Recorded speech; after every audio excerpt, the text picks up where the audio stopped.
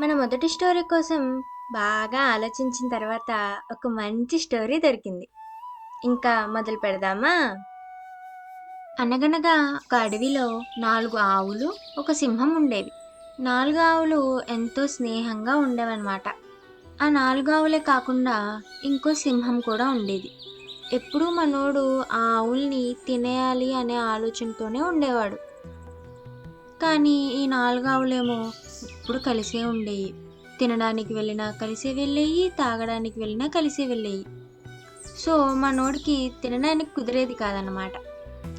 మనోడు ఒకసారి ఓ ట్రైలేసాడు సింహంగాడు. ఏమని ట్రైలేసాడు?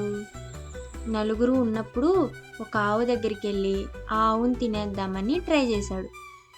దెబ్బకి ఇంకో 3 ఆవులు వచ్చేసి ఆ ఒక్క ఆవుని కాపాడేశాయి. దెబ్బకి మనోడికి భయమేసేసి పారిపోయాడు. ఇది జరిగిన తర్వాత మనోడు ఒక పెద్ద మాస్టర్ ప్లాన్ వేసాడు. ఏం చేశాడంటే ఫస్ట్ ఒక ఆవు దగ్గరికి వెళ్ళాడు.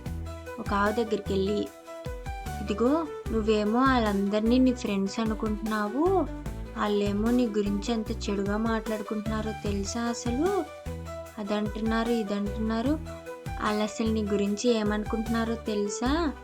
అది ఇది అని చెప్పేసి బాగా నెగిటివ్గా అంతా ఎక్కిచ్చేసాడనమాట మనోడు ఒక ఆవుకి.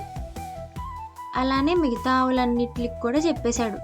అలా చెప్పేసిన తర్వాత ఈ ఆవులు ఏమనుకున్నాయి, సింహం చెప్పిందంతా నిజమేనేమో, వీళ్ళు నిజంగానే నా గురించి అలా అనుకుంటున్నారేమో అనుకుని దెబ్బకు 4 విడిపోయాయి. విడిపోయి ఇప్పుడు కలిసే తినేవి, కలిసే తాగేవి. ఈసారి ఒక్కొక్క ప్లేస్లో ఒక్కొక్కటి తినడం స్టార్ట్ చేసి మనోడు ప్లాన్ వర్కౌట్ అయింది కదా. ఒక్కొక్క ఆవు దగ్గరికి వెళ్ళి ఒక్కొక్క ఆవుని ఒక్కరోజు తినేసింది. దీన్ని బట్టి మనకేం అర్థం అవ్వాలి? మనం ఎప్పుడూ అందరితో కలిసే ఉండాలి. మనం ఒంటరిగా ఉంటే ఎవరైనా వచ్చి మనల్ని మోసం చేయగలరు. ఇప్పుడు సింహం వచ్చి ఎలా మాయ చేసి వాటిని తినేసింది, అలానే మన లైఫ్లో కూడా ఎవరో ఒకళ్ళు అలా వచ్చి మనల్ని మోసం చేయగలరు. అందుకే మనం ఎప్పుడూ ఐకమత్యంతో ఉండాలి అనేదే ఈ కథ యొక్క పాయింట్. ఈ కథ మీకు ఎలా అనిపించిందో కామెంట్ చేయండి. ఈరోజు మీకోసం ఒక పొడుపు కథ. చిటపట చినుకులు చిటారు చినుకులు ఎంత రాలినా చప్పుడు కావు, ఏమిటది? ఆన్సర్ తెలిసిన వాళ్ళు కామెంట్ చేయండి.